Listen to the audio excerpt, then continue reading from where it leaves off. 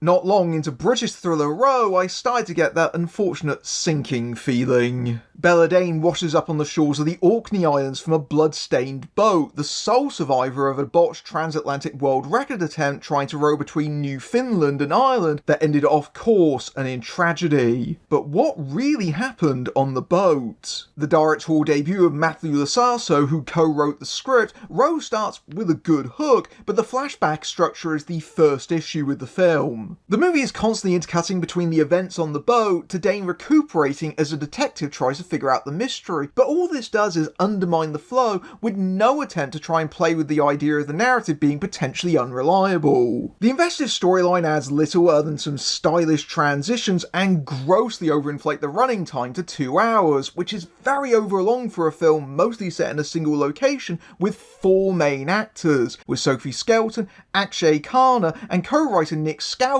playing the doomed fellow rowers. It would have been far better had we'd stuck with the claustrophobia and isolation on the boat, not least of which because they clearly shot out on sea, which is arduous for any production, let alone on a tiny budget. It looks almost as grueling to make as it is for the characters, and that moody intensity of a damned voyage is amplified by a score that chants the title like a battle cry.